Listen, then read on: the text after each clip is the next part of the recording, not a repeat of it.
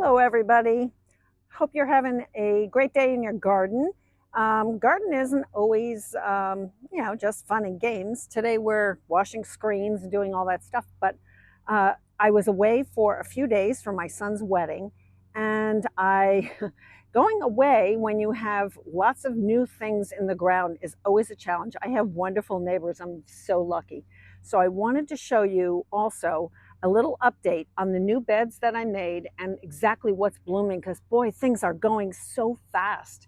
So let's look how I'm filling in some spaces till the shrubs and plants actually grow up. So let's turn this around.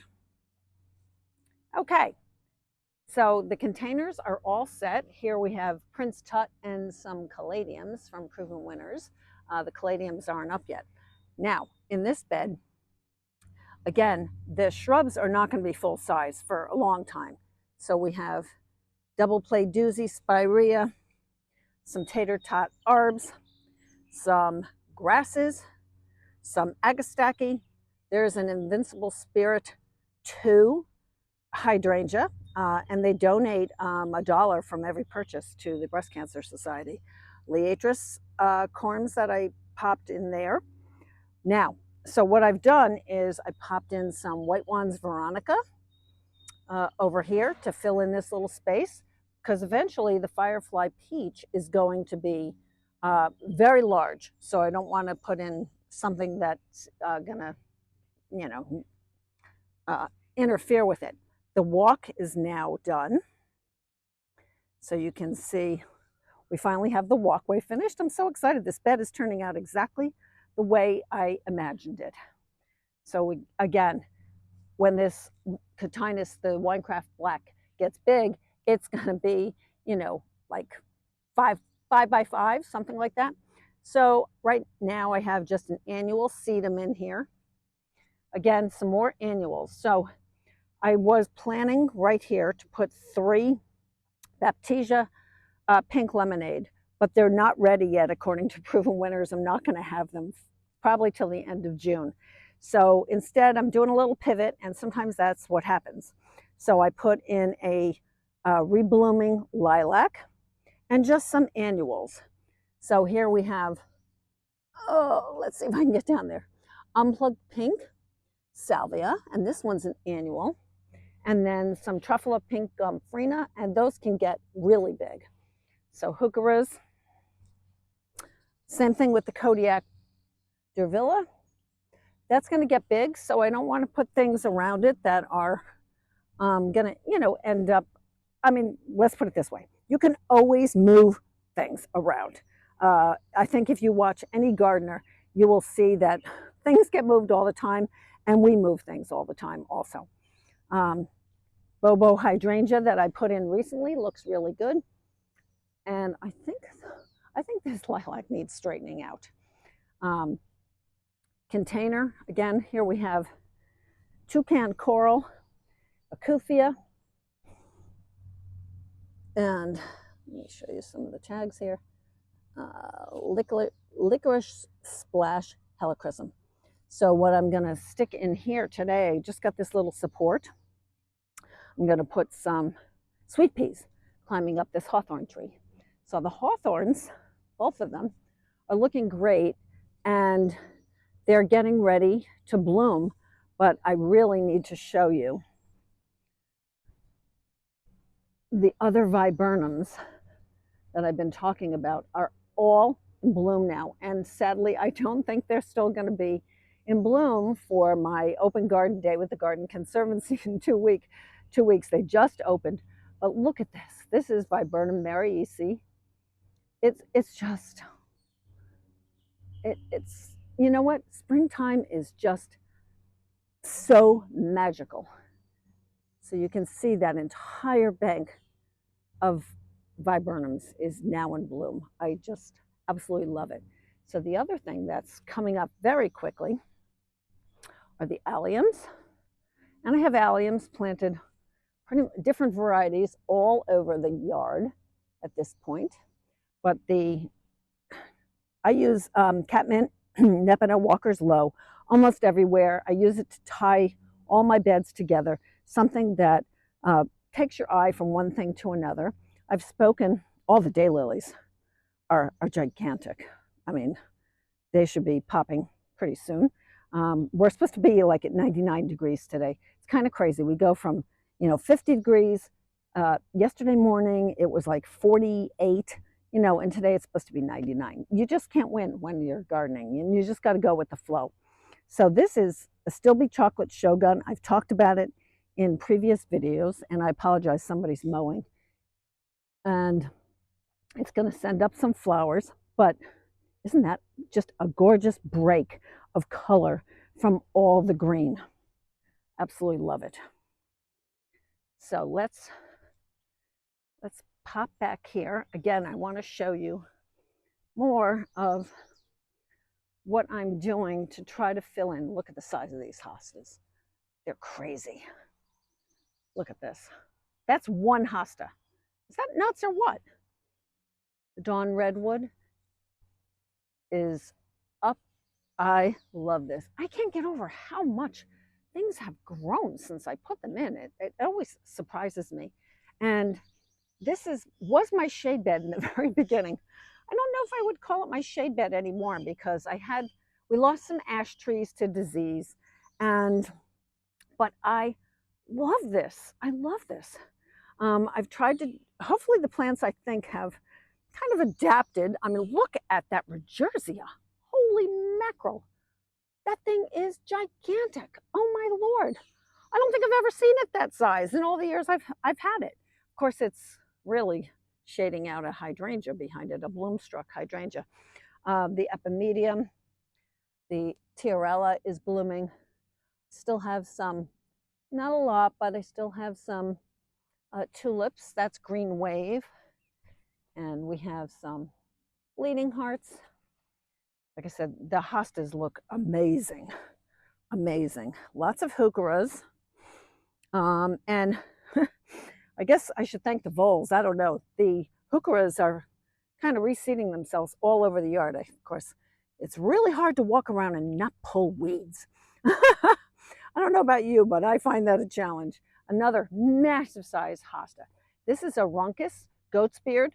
I was back here one day and I was like, oh my God, look at that Astilbe. Well, it's not an Astilbe. I completely forgot I had a goat's beard back here. And then at the back of this bed, to kind of make a nice backdrop between this bed and the woods, I put in Diablo 9-bark. And those are growing pretty good. They've been in for, I think it's their second season. So working our way over to the other new bed. This is Coringa Shoma. I mentioned it in a previous video. It's going to have little tiny flowers. Yellow wax bells, I think is what it's called. Okay, so this is one of our other new beds. So you can see we put in a very large pine. Unfortunately, this is not the one I actually ordered, but this is the one that came, so we're stuck with it. Again, Catinus. When this gets bigger, it's going to take up a lot of space here. The Invincible Spirit 2, another one there to tie it in with the other bed. The Cryptomeria, and a small Aronia. So to fill in around these until they get bigger, again, we have catnip. We have Supertunia Vista, Mini Vista, white right here. I popped in a couple of daylilies, and I also have some globe thistle. Whoops. I have a couple of them, and then I popped in one big one just so I can get a better idea of finish size when it gets bigger. And then, of course, the grasses are going to fill in. So I put in yesterday, starting to get these raised beds going. I put in some tomatoes. Let me get over here. Got some different tomatoes and some lettuces, some broccoli. My carrots are, well, at least they're showing. We've got ranunculus. I don't see any blooms yet over here. But again, I've popped in geranium roseanne, tansy, nigella, some daylilies, Here's a hydrangea. Again, it's still very small, but the point being that until your shrubs really fill out, when you're making a new bed, just fill in with annuals or fill in with perennials. You can always move them. Um, you know, don't put another shrub right next to it, and pay attention to the size of the finished size of what something's going to be. But you can definitely fill in so it doesn't look empty. And once all the catmint gets to be a decent size, they're going to take up a lot of room as it is, but things are going to grow pretty quickly. So let's go back around. Here's the spirea I moved last year. I've got a little trimming to do, but I just fronted that with hostas.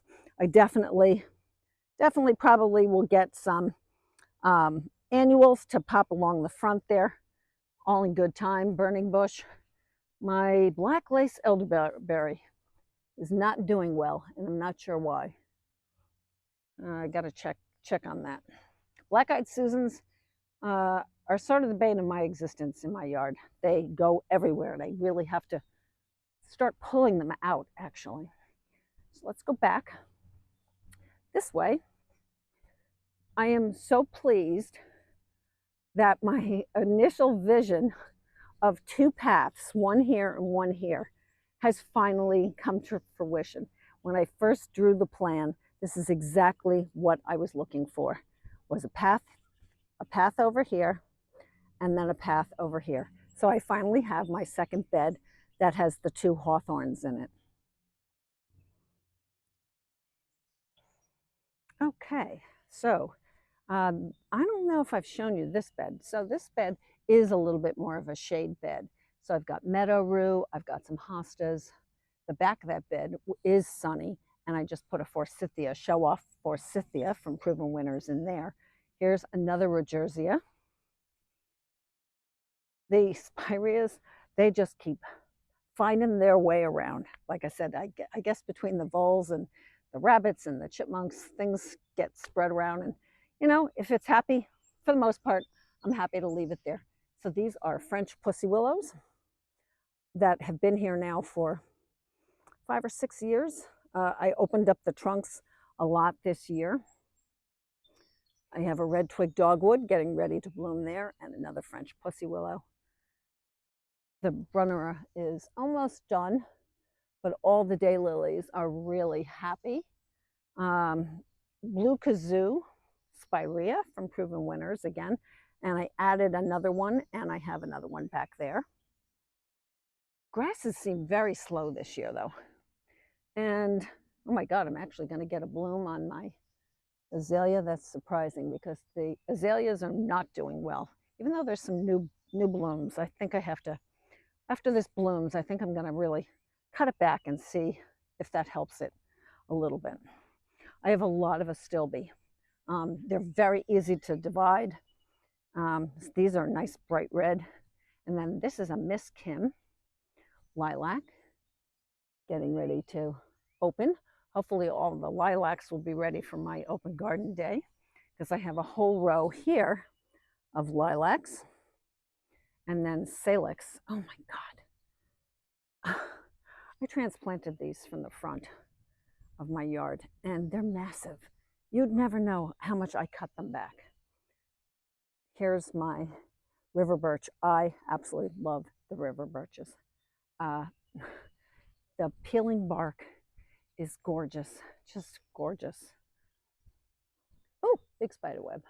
Don't want to walk into that. I love that. So, whoops, the vinca is still blooming. And I planted up some containers, and I apologize for not bringing you along with me, but I think you're pretty capable of planting up containers, little annuals. So there's a little dahlia, super tunia, mini vista, jazzberry, and a helichrysum. We've got geum still going here. I have 3 of those.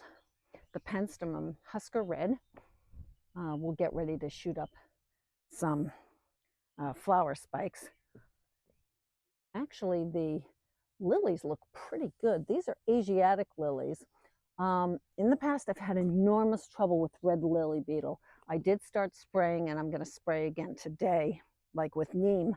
Hopefully that'll help. Last year, I really cut back this cotinus. It was reaching the roof, and it was way bigger than I really wanted it to be. So I did a massive coppice. You can do that, literally, you can cut them all the way down. I didn't go quite that far, but I went pretty far. Wee white hydrangea. And here is geranium espresso. I think I talked about this one also. So something a little different than like just Roseanne, different colored leaf, nice serrated leaf, lots of burnet, and I've got some nice size persicaria coming up here. Oh, that looks like Allium Mount Everest, getting ready. And I've got some lilies. I put the lilies in a pot this year. Again, try to just safeguard maybe a little bit against red lily beetles. But my lilies seem to be coming up. What's not coming up yet is my fig tree. But I see other people's are not either. But when I scratch the bark, it is still green underneath. So I'm not going to give up just yet. I mean, it's been beautiful for the last several years, so I'm not giving up just yet. Euphorbia in here and blooming. Again, I have just filled in here with some angelonia, so popping some small annuals in and among the shrubs. You can see here is Coppertina, I think is the name of it, 9 bark. And these other two are a different variety, but let's see if I can grab this. Look at the color on this. I mean, it's just gorgeous. This one is a little bit deeper. It's got that really dark leaf, but they'll be covered with pink flowers very soon. You can see they're already have lots of buds on them. So moving around to the front, peonies are huge. Oh, this is Coral Charm. This is, I believe, Sarah Bernhardt. Try to fill in with some Russian sage, denim and lace around them. Festiva Maxima. Oh, we got our fountain going. Love when my husband's out doing all these little chores. This spruce was maybe 5 feet tall when I put it in. It is now the size of the house. It's got red cones all the way up at the top there. I don't know if you can see them all the way up there. It's huge. After I planted it, the guy who helps me with my trees said, yep, that's going to be too close to the house. Like, well, unfortunately, it's too late. So we've been tying it up. Roses in there, hydrangeas. I could swear I had actually cut off all the old blossoms on the hydrangeas. I can't believe like I somehow missed that because I did it on the quick fires over here. Got those done. Spirea ogon looks fabulous. Again, another thing that comes up very late, hibiscus. It's just starting to break dormancy. You can see right there, just starting. So again, I have filled in this area with coleus, some poppies. Gonna get ready to pull out the tulips because most of the tulips are gone except a few in the front. Red twig dogwood here. I did a major heck job on these. So they're slower. They're gonna be slower. Ampsonia, really pretty. Ampsonia, and then I still have some tulips over here with a lilac blooming, which is really, I love. So we've got more lilies here. Sorry, this is getting a little long. I'm gonna try and speed it up a little bit. More peonies. This one's called Door Number One. This one is called Cora Louise. That's my new one. I was talking to you earlier about just peonies in an earlier video. The Deutzia is now opening.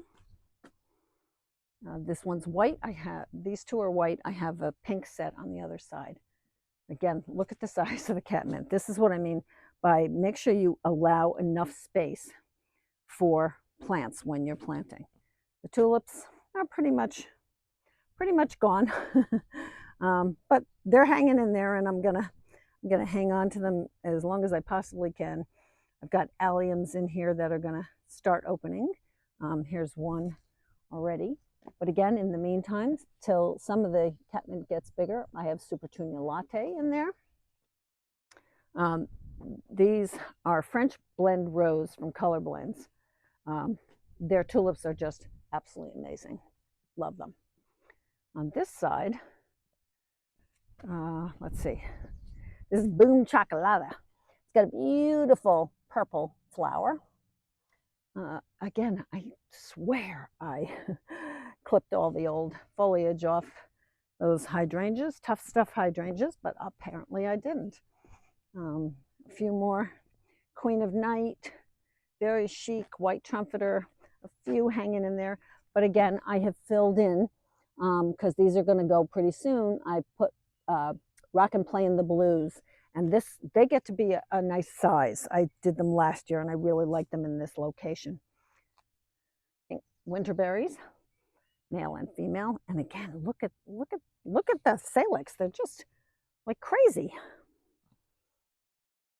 So here's a quick update on we planted earlier this year Eustacia Vi David Austin Rose, and I finally have all the plants in there that I wanted. So the Superbell's Honeyberry, I have an Alternathera instead of a sweet potato vine in there. And then from seed, I grew sweet pea Balmoral from Floret. So I'm looking forward to that. I've got my strawberries and a couple other plants. I've got a tree here called an Enkianthus. And I just popped those. You'll recognize those pansies and stuff from the rose container earlier this year. Have not exactly figured out what's going in this bed yet. I have some sunflowers from Sunflower Steve. I have lots of other seeds. So I'm debating about what I'm going to put in here. And making our way to the other side, you can see the Fritillaria is finished. Dordogne, tulips are gone. But again, I've popped in some annual salvias to take their place. The crabapple, sadly, oh my God, things just go so fast. You know, you get a warm day and woof, things are gone. It's just crazy. Here's Geranium Roseanne as it starts getting bigger, and it will just keep getting bigger. The Camasias are now starting to open. All the containers are planted. Calla lilies are not up yet in that container. I don't know what the story is. And I'm also having a lot of trouble here with my big grasses that are in this bed. They don't look good. And I've had a lot of trouble in this bed with voles. So I'm a little worried. Grasses are expensive to replace. So that doesn't make me happy. Heading down, let's see. Got another spirea here. This one's pink.